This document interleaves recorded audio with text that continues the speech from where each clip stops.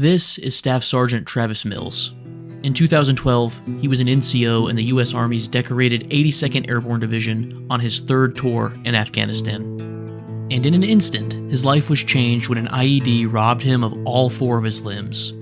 He would keep his life, but nearly lost his soul. In the introduction to his book Bounce Back, he recounts a moment of hopelessness while looking at a picture of himself in uniform. And he says something striking. "I knew I was one of the lucky ones. There were plenty of fellow soldiers who didn't get to go home.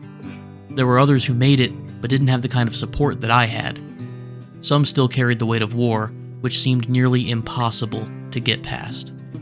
This is clearly a man with perspective, which is typical of those who've had such close shaves with death. He is a man who understands firsthand the cost of war. Not just the physical wounds, though he is well acquainted, but he understands the deeper scars left by conflict, and he likely understood them long before that fateful day in the Afghan sun. War is going to cost something. It's an inevitability, and everyone has to pay the toll. After my first play session of Warhammer 40k Space Marine 2, I fell in love with the Grimdark universe. It quickly became my favorite setting in all of science fiction. The entire setting is so melodramatically edgy and perfectly tailored to the interests of a 14-year-old boy. Frankly, it's awesome, and I can't get enough of it. It is simultaneously the most and least serious thing I have ever come across. And at the start of nearly every game and book, there's a blurb about the state of affairs in the 41st millennium. Contained somewhere within that blurb is the perfect descriptor for the setting.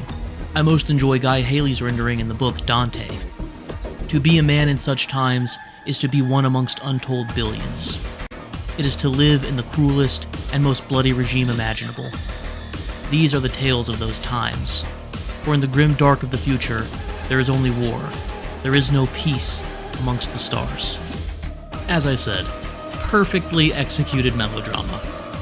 While it can come across as a bit campy, it definitely paints the perfect picture of what 40k is. In the setting, humanity has united into the Imperium of Mankind, led by the God Emperor of Mankind, whose ultimate vision is a galaxy dominated by humans and characterized by peace. The Emperor will employ any means necessary to see that goal become reality. His greatest means of carrying out this near impossible task are his Space Marines, the pinnacle of human capability. Space Marines exist for the sole purpose of winning the Emperor's wars. They will wage those wars on any planet, under any conditions, and win despite any possible cost. They are immovable objects in a galaxy fraught with turbulence, and their mere existence is a miracle of science. It's tough to nail down exactly how many humans there are in the Imperium. In the far future, humanity has settled over 1 million planets, and that fact has led some to speculate that there are trillions of citizens. Of those trillions, only roughly 1 million Space Marines exist. To say they are the elite few is a gross oversimplification, and those Space Marines are like nothing mankind has ever produced. Space Marines are the seemingly idealized end goal of the human race. They're massive, standing between 8 and 10 feet tall, and have the strength to match such stature, their sheer muscle mass being incomprehensible to normal people. And that size doesn't hinder their speed, the hulking men able to run at averages of 40 miles per hour for extended periods of time. They also possess supreme intelligence, putting even some of the most gifted minds of history to shame, benefiting heavily from photographic memories and superhuman processing speeds. I won't belabor the point. Basically, anything you can do, they do it better and faster and more efficiently. Their transhuman abilities are thanks to their enhanced physiology. Over the course of years, adolescent boys from across the Imperium are recruited to the various Space Marine chapters to undergo the transformative process to become demigods. A dozen surgeries implant them with gene seed, artificial organs that enhance every fiber of their natural bodies. Most of these surgeries are incredibly painful. There's a large amount of psychological transformation as well. Space Marines are so in tune with their minds that they are able to consciously control their nervous systems, as well as normal bodily processes such as metabolism. They are more in tune with their bodies than any normal person could ever hope to be. Being so in tune allows them to go days without sleep, endure incredible pain with ease, and tap into an endurance that seems endless. On top of all that, their transformative process grants them extraordinarily long lives. The oldest living Space Marine is about 1,500 years old. The living siege weapons known as dreadnoughts live even longer, one being recorded as over 10,000 years old.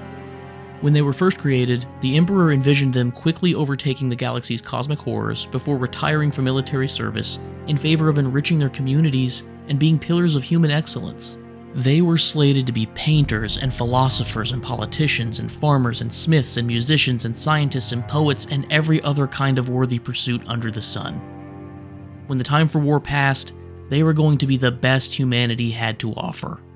That desire for excellence, however, was ripped away by the very war they were meant to dominate. The cost would be incalculable. The life of a Space Marine is hard. Due to their constant warring, unique experience, and especially their long lives, they have a gross inability to relate to their fellow humans. They are practically, and sometimes literally, worshipped by most people, and they often refer to non-enhanced humans as mortals. This separation in bodies and language reveals a chasm not easily crossed. Somewhere along the way, they lost their ability to relate to their fellow man, the very people they were originally created from, for the purpose of shepherding them into a new era. Despite the intention of their creator to serve as an ideal toward which every human should strive, constant war took from them the one thing they needed to live up to that ideal.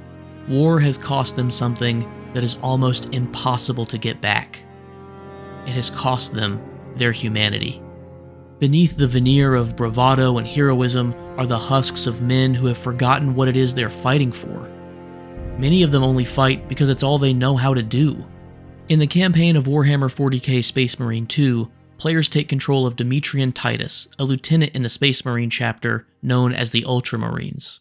Titus is an accomplished warrior with over 200 years of battle experience under his belt.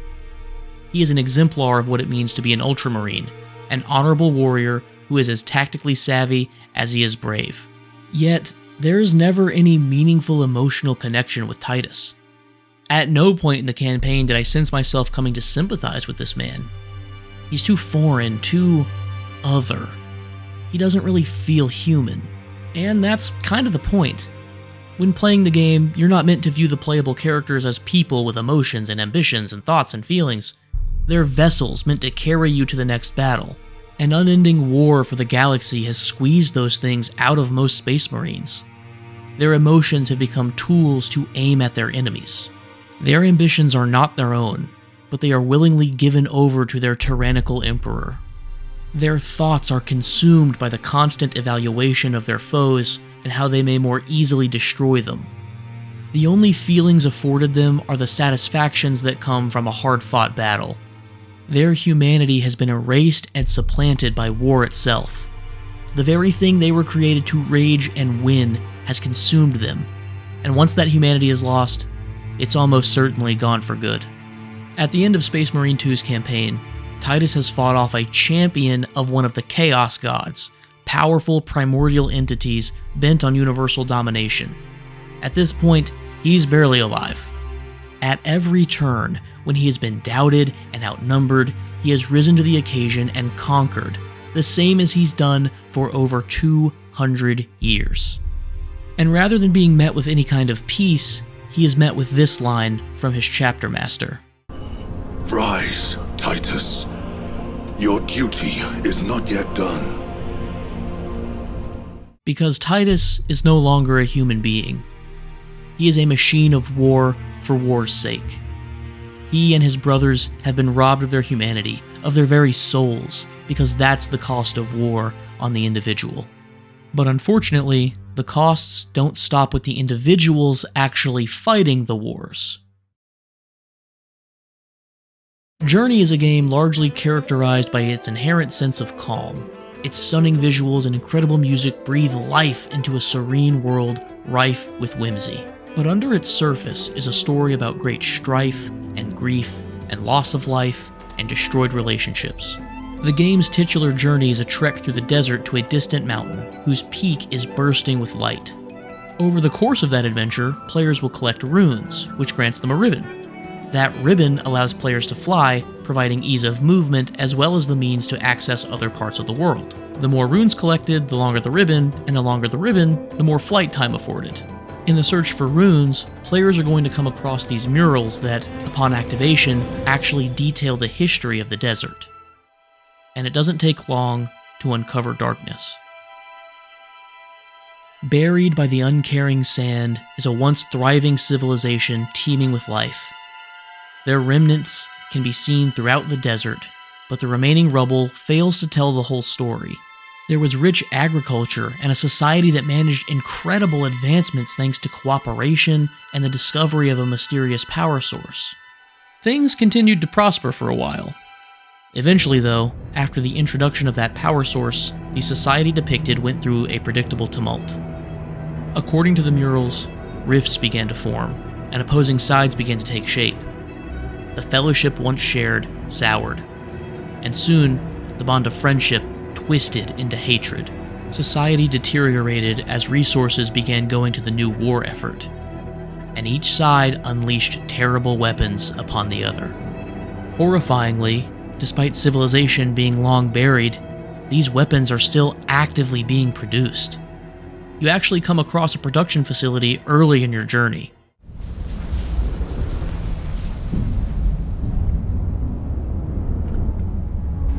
This towering monolith in the desert is the first unnerving moment of the game.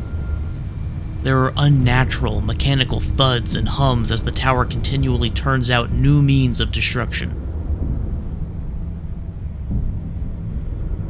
Of course, at this point, you don't exactly have a clear idea as to what it is you're looking at.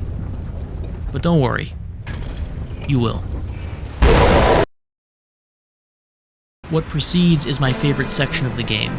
2 long sequences where you get to glide across the surface of the sand as boisterous music cheers you on, before being treated to one of my favorite visuals in all of gaming.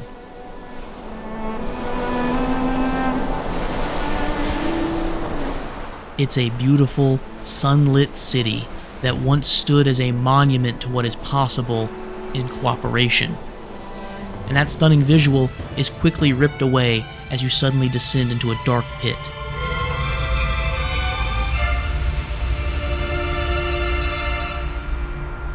And it is beyond this pit that the cost of war is truly measured. Here, in this symbolic Sheol, are the most explicit depictions of the undying war machine. Because buried under the dead city is yet another graveyard. Though it doesn't house buried bodies, it holds comatose weapons, just waiting to be released for destruction. The scope of the war effort comes into focus in a chilling way. It is here that you come across not only a stockpile of sentient weapons laid dormant, but you also see them still being actively constructed. Here in the dark, where the sounds of the wind have been replaced with the unnatural scrapes of industry and the hissing of heat pipes, these weapons appear comatose, but they are ready for their task at a moment's notice.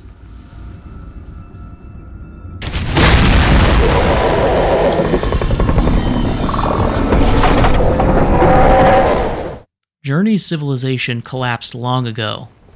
The dilapidated structures and mountains of sand make that very clear. Yet for all the time passed, the war doesn't appear to have truly ended. The corpses of these weapons are actually scattered all over the desert. Trapped within many of them are these little ribbon creatures, begging to be freed.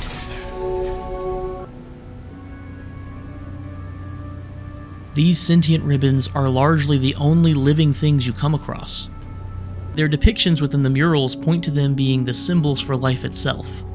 More practically, they are also symbols of freedom. Everywhere you see them, they glide around playfully. They are as unshackled as anything can be. This idea of ribbon being equated to freedom extends into gameplay as well. Remember, the longer your own ribbon, the more freedom you're afforded to fly around. And these weapons have been created to destroy that freedom, shredding it in their maws and holding it prisoner within themselves. The societal symbol for life and freedom has literally been imprisoned by the weapons which personify the hatred of war. It's apparent throughout the game that the society depicted has moved on. Every end-of-section cutscene is delivered to you by the ethereal representation of one of its members. Someone had to put the murals together after all. Clearly, they want you to see these things. They want you to be aware of the costs. Surely, during their fighting, each side believed itself righteous and justified. But at the end of it all, what did they have to show for it? War cost them their friends. It cost them the very society they worked so hard to build. It not only ravaged their city, but it caused nature itself to fall into disarray. It cost them the next generation, as they were so focused on destroying each other, they failed to meaningfully disciple their descendants. While yes, they were able to eventually move on, the physical remains of their past are a painful reminder of their failures. Every structure you come across, every mural, every gravestone, every sand dune, every weapon is a testament to their failures. War has caused deep societal scars, and continually pointing to those wounds of the past is a necessity if new wounds are to be avoided. They are unable to live out freedom because war has shackled them to their past. However, both Journey and Space Marine 2 deal with this subject matter in an abstract way. After all, in the latter, we don't really get to see Titus interact with many normal people. Most of what I detailed about the loss of humanity in Space Marines was either inferred through context or taken from other sources entirely. While it is still true, it's pretty hypothetical in its presentation. You might have noticed the lack of relevant footage in that section, and that's because it doesn't really exist. Space Marine 2 is meant to be a bombastic crusade, not an examination of the human psyche. Journey, while more explicitly about war's cost, still presents that story in a fairly detached, symbolic way. After all of the fighting in its world has long since passed. We merely get to see the scars. But here's the thing. War isn't something abstract. Unfortunately, it's all too tangible. Modern gaming has rushed headlong into an era of trying to capture the reality of war while distilling it to its most quote-unquote fun elements. You know what I'm talking about. Extensive weapon customization systems, large battlefields conveniently bereft of macabre wreckage and remains, and enemies who don't provoke any thought beyond man bad, shoot man. All of the fun with none of the complicated subject matter. Just shoot guns, throw grenades, and have a good time. These games walk an artistic tightrope that can be admittedly tough to navigate. Not many do so successfully. Then, there's Conscript.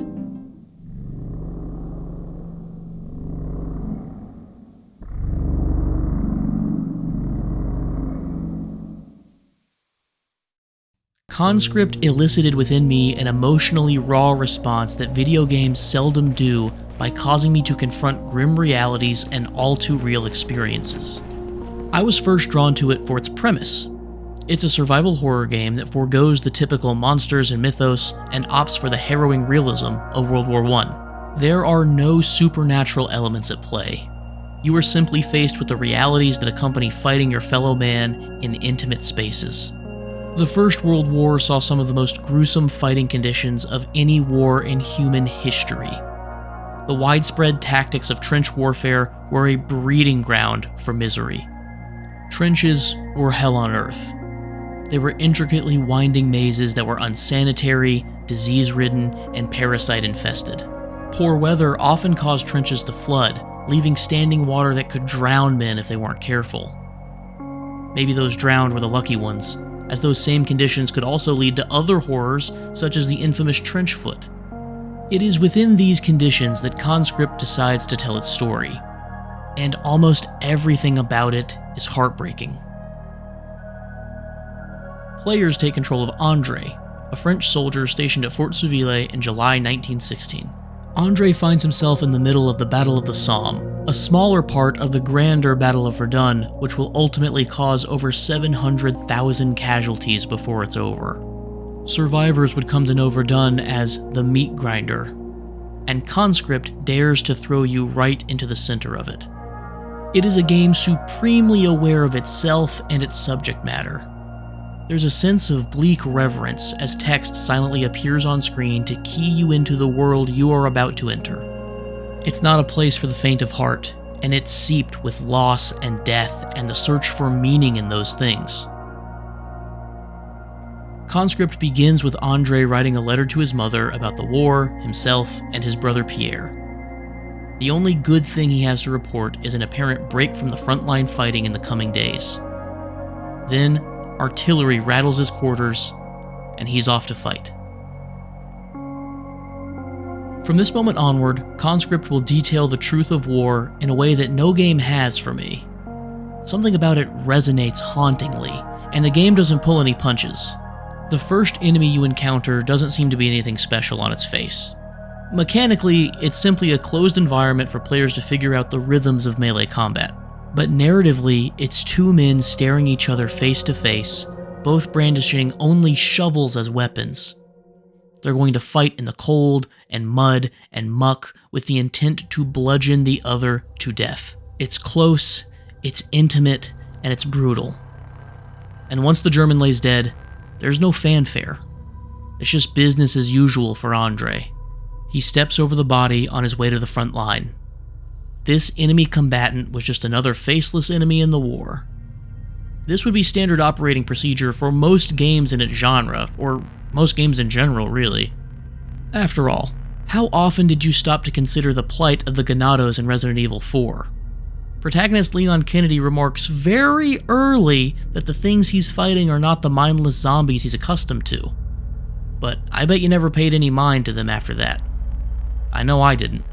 Specifically in games about war, it's easy to see the enemies as nothing more than fodder. Again, how often do you stop to consider the lives of the enemies you shoot in any given Call of Duty campaign? They are merely objects in your path, ones and zeros meant to be gunned down without a second thought. They're the object of the genre's appeal, enemies to test yourself against in the tempering heat of battle. Conscript initially presents itself as another drop in the bucket in this regard. Being a survival horror game all about resource and inventory management, foes are simply potential drains on limited resources like ammo and health items. They're functionally zombies, mindlessly chasing the player all over the map until they either die or you escape from them. But the game manages to uniquely humanize the forces you're battling.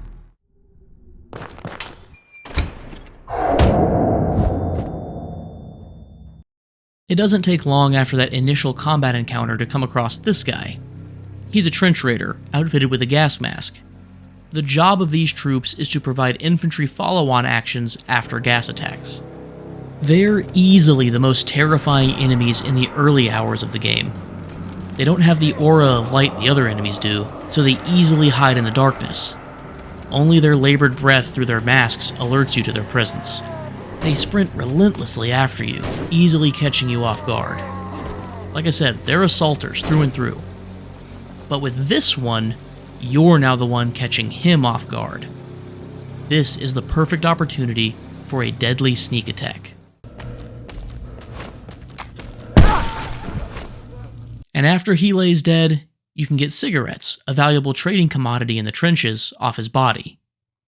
But looting his corpse also gives you something else. Something more harrowing.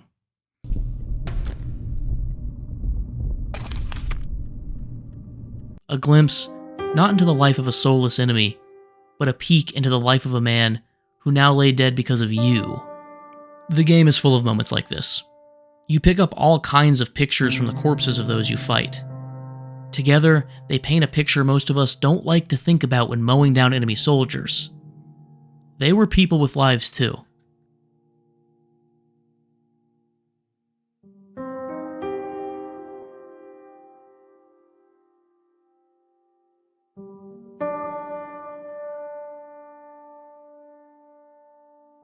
The design of these masked raiders in particular is trying to make you forget that. By concealing their faces, we're more easily able to separate them from their humanity. Though just because we can't immediately identify it, doesn't mean that humanity isn't present. Families, jobs, loved ones, favorite books, life experiences, favorite foods, dreams, heartaches, strong opinions, philosophies, messy relationships, all of it. Gone in a flash.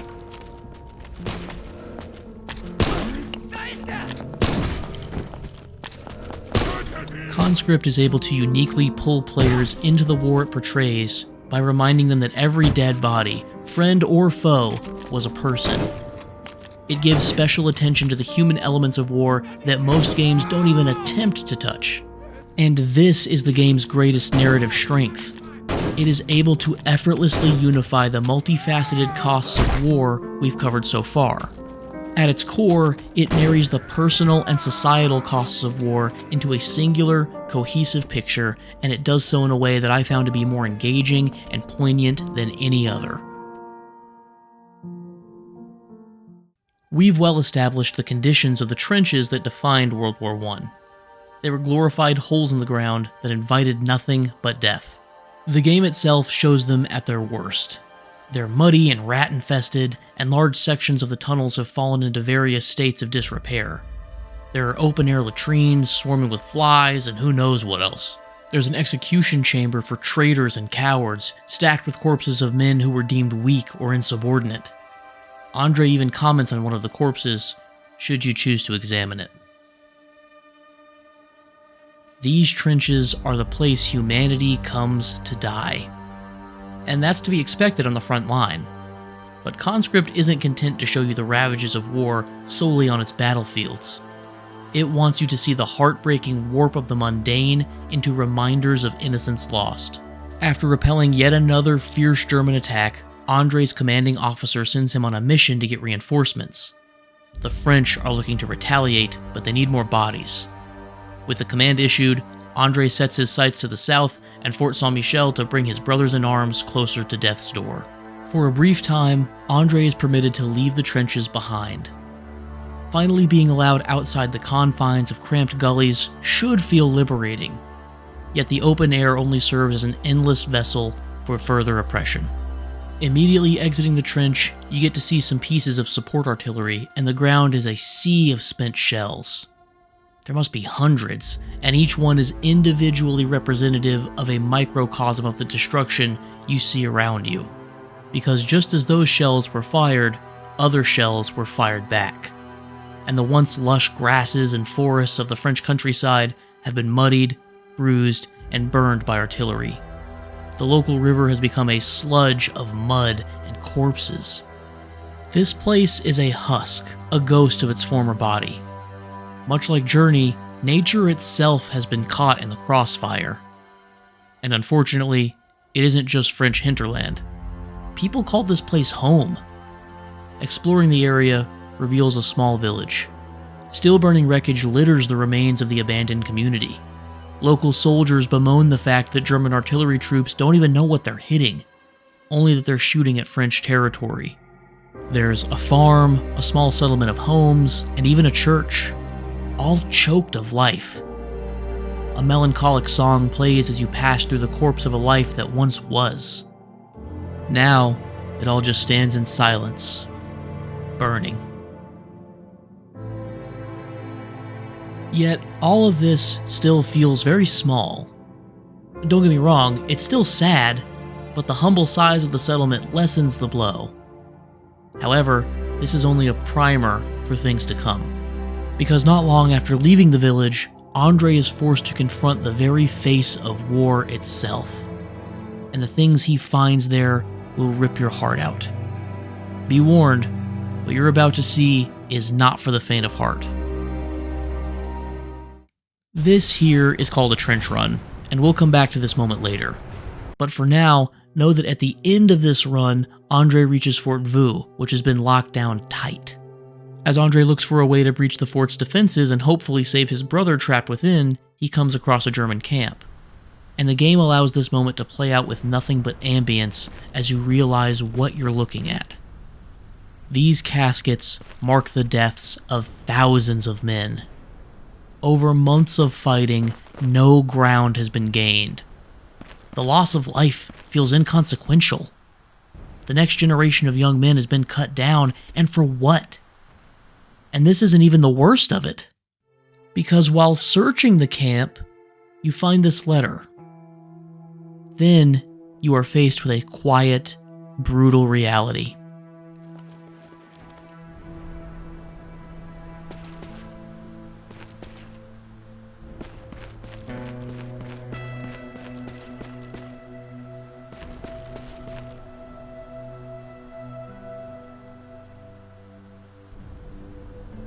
Bodies upon bodies, stacked unceremoniously upon one another. And what's worse, you find a list of their names. The list not only contains their names, but their occupations, birthdays, and religions. These words are the cold reality of lost society itself. These men will never go on to impact the world. They simply died fighting for a stretch of land that will ultimately prove meaningless for the war effort. They'll never again hug their mothers, kiss their wives, hold their children, drink with their fathers. The words on these pages are the tears of society, their meanings a type of mourning. And while all of this is tragic, we get to see the further implications of this fighting on those not on the front, but back home. You see, this camp is situated just outside of a French town that marries all of the societal griefs we've seen thus far. We've been deeply entrenched in the world of warfare, but conscript demands that we look beyond the traditional battle lines to the very real battles fought at home. There's a lot to be said for this town. In an effort to avoid entirely spoiling it though, I want to focus on just a couple of things. The borough is home to a tinsmith, his wife, and their 4 sons. With the uptick in the war and its ever-approaching proximity to their home, the French army commissioned the help of the tinsmith, Claude. They soon asked for more than he could reasonably produce, begging him to make more and more shovels, axes, cannon parts, anything they could use. All the work was taxing, and it seemed endless. His wife actually kept a journal chronicling all of this. She worried about the slow but steady sprawl of the war to her family's doorstep. It's clear from reading her journal just how much she loves her family, specifically her 4 sons. She even bases a lot combination on them. Her sons are literally and symbolically the things keeping the war locked outside. But tucked away in the corner of the town, we come across this.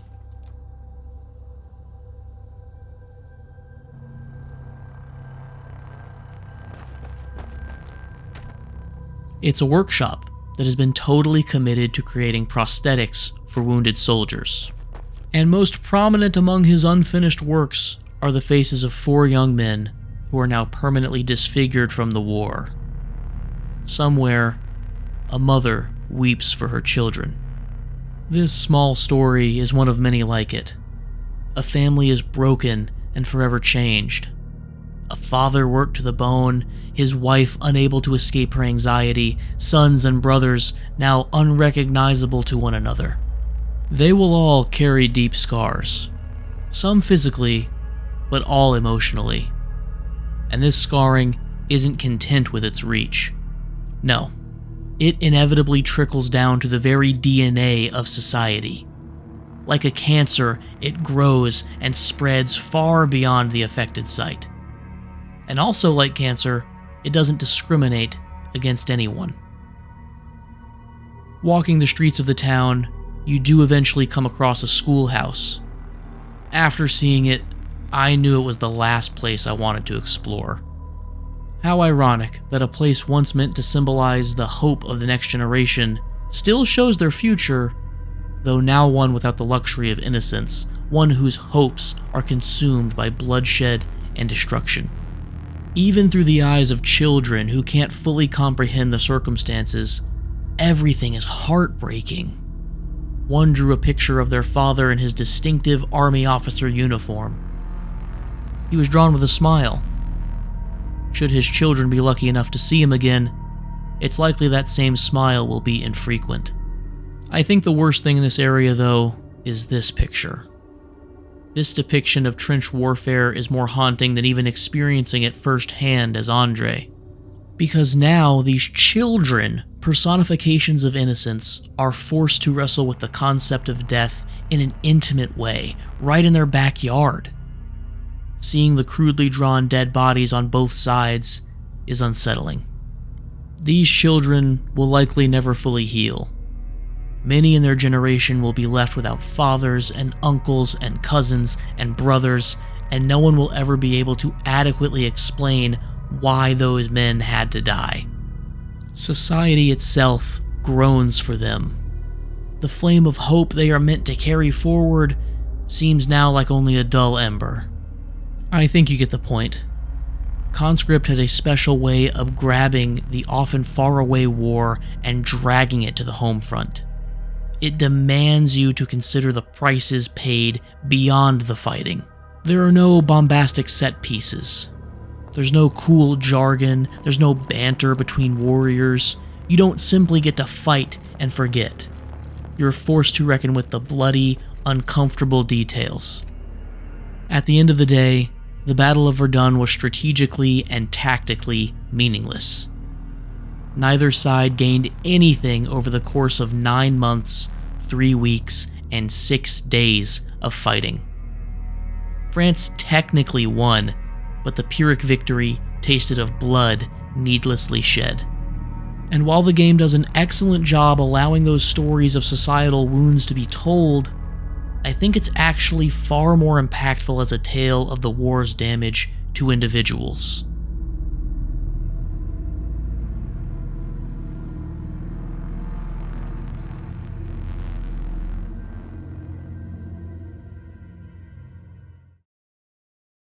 Wilhelm Heinrich Otto Dix volunteered for the First World War right after it started, willingly marching to war at the tender age of 22.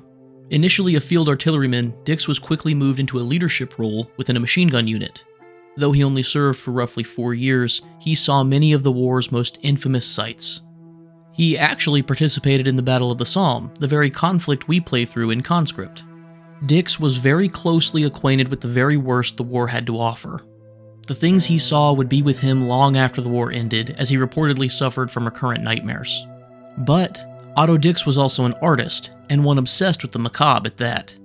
He once remarked, "You have to see a man in an unbridled state in order to know something about him." This unbridled state was something he chased in the trenches. During his time as a machine gunner, he carried sketch pads and used them to memorialize the things he witnessed. Those sketches would eventually inspire some of the most horrifying, brutal depictions of the war ever committed to canvas. In his own words, Otto's goal was to capture, quote, "a dimension of reality that had not been dealt with in art, the dimension of ugliness." Before his death, he recounted his reason for volunteering in the first place, saying things like, "I had to go to war, and I had to live through it. I had to see it with my own eyes, the hunger, the fleas, the mud, to be crucified, to experience the deepest abyss of life." He chased after seeing man in that abyss, that unbridled state of ugliness which felt like true, raw reality. And the culmination of his curiosity, artistry, and first-hand dreads produced a collection of works known as Der Krieg. Everything about these etchings is horrible. Most of them are simply grotesque depictions of mutilation and death. The details within the art are twisted and hideous. Unsurprisingly, I can't show most of them on YouTube, though there is one I want to draw attention to. This is Nocturnal Encounter with a Lunatic. To me, it's easily the most haunting work in the collection. The man depicted is supposed to be a fellow soldier, though it's unclear which side he represents. He stands in the midst of destruction. There's no telling what he's experienced in the trenches.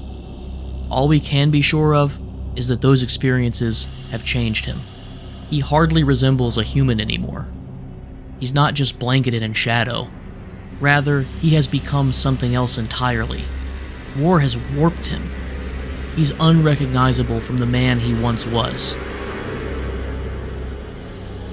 Otto's characterization as lunatic may seem callous, but it's fitting. What we now know as post-traumatic stress disorder was called shell shock during the Great War. Shell shock robbed the lives of all it touched.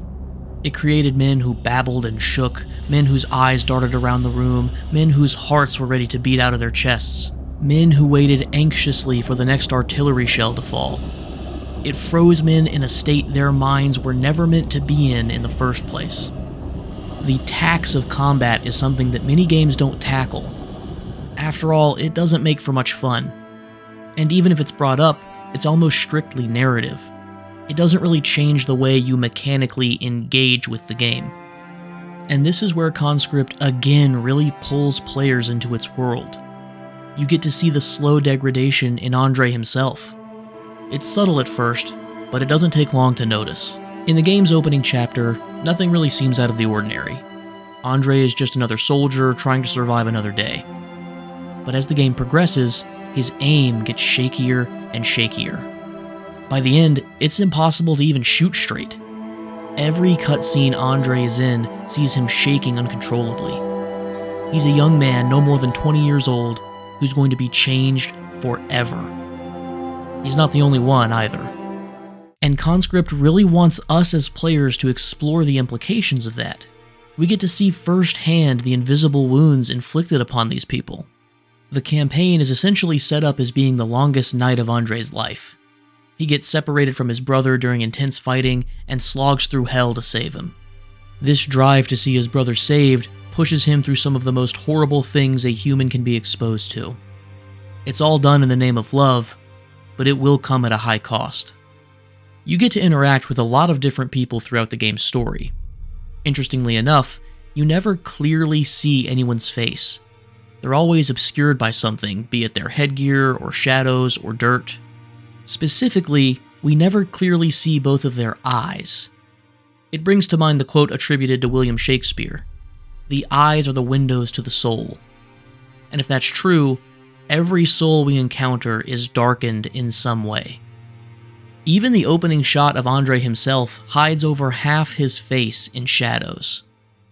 Not only have all of these men seen darkness, but it seems to be almost pouring out of them. Maybe before long, they'll begin to resemble the lunatic that haunted Otto Dix.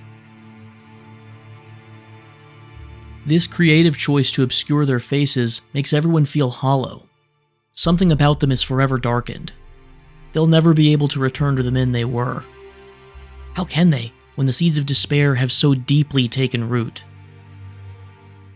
But there is one instance where we get to see a full face, open and unobscured. Andre's, in fact. And this is what it looks like. In this singular shot at the end of the game, we see all we need to see. Andre's going home, and while he escaped crippling physical wounds, he will forever wrestle with the unseen. He's returning home as a shell of the man he once was. This still is a chilling reminder of all the things you've seen throughout the Battle of Verdun. Andre has witnessed unspeakable things. Things that will haunt him until he's laid to final rest. I think one of the best examples of this is the trench run sequence I mentioned earlier. Basically, the French reinforcements take on the daunting task of retaliating against the Germans. Doing so will require them to brave the space between the trenches, a stretch of territory known as No Man's Land. No Man's Land is a death sentence. The terrain itself is treacherous due to constant artillery bombardment. There's little to no cover available. And the enemy has belt-fed, fully automatic weapon emplacements purposely located in areas to maximize casualty potential. No Man's Land is an open-air mass grave. It's not somewhere you're meant to be, and Andre has no choice but to sprint headlong into its maw. While taking position within the trench, we come across a traumatized man who refuses to partake in the charge. He appears to be suffering from a psychotic shell shock episode. A commanding officer executes him for cowardice on the spot. Countrymen taking the lives of their own for a stretch of land that doesn't matter. Andre shakes uncontrollably while looking at a picture of the woman he loves. This might be the last time he gets to see her. He sees another dead comrade nearby. He could easily be the next casualty. He tries to steel himself, but it's impossible. The human body was never meant to endure this level of stress. All of these things are only the beginning of the sequence. Over its duration, he's attacked by counter-assaulters, sees his allies gored and gunned down, and has to avoid artillery fire. Once he makes it to the enemy position, he then has to fight them in their own territory. Up close, personal, and once again intimate. Many of them are suffering from shell shock as well. All of this in the foreground of the chaos in the charge. You can actually revisit this portion of No Man's Land later on if you want. There's something so jarring about the quietness after the battle. It's in that very quietness where there should be rest. But all it does is allow time to remember the horrors Andre saw there only a couple of hours ago. There are plenty of traumatic events like this across Conscript's runtime. Andre deals with horrors that can never be unseen, things so devastating that they steal away some of who he is. For example, in the midst of a gas attack, he has to take a gas mask off of a dying, screaming comrade just so he can live.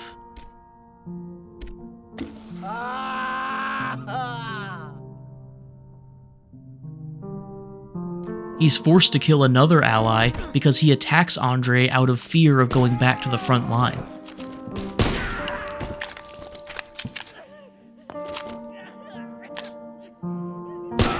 He repeatedly comes across a medic who never has enough supplies to save the lives of his fellow soldiers. He encounters many men bereft of all hope.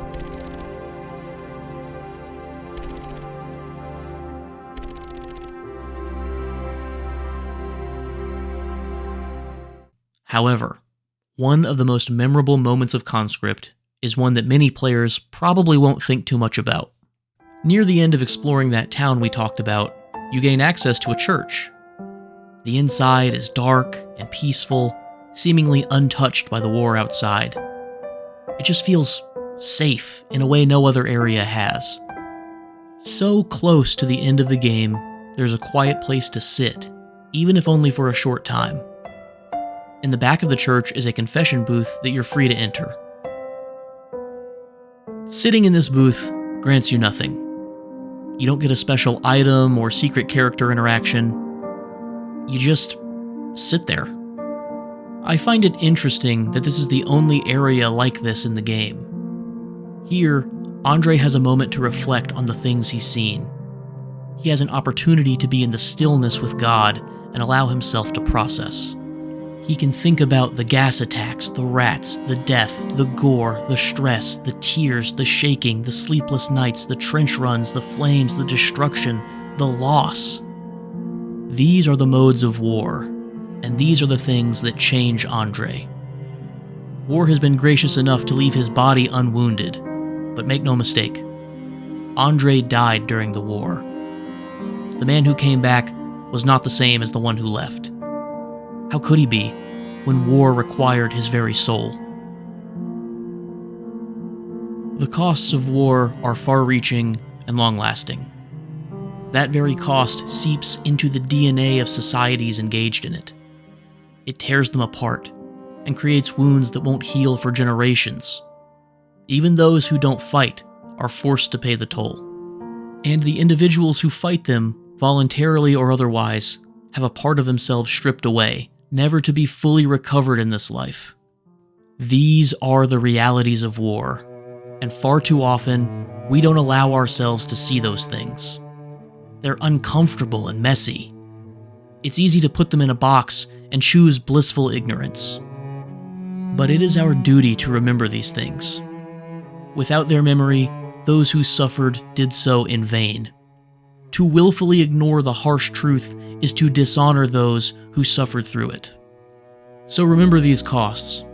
Remember that every war fought is a society altered and individuals broken, and allow that memory to drive you into solemn reflection as well as gratitude for any current peace. Thank you for watching. All this talk of war is really disheartening, so I'd like to leave you with something hope-filled. This is a benediction, or blessing, from the book of Numbers in the Holy Bible. The Lord bless you and keep you. The Lord make his face shine upon you and be gracious to you. The Lord turn his face toward you and give you peace. It's my sincere prayer that you would be blessed and kept in peace. And if war has affected you, that you would again find true rest and restoration.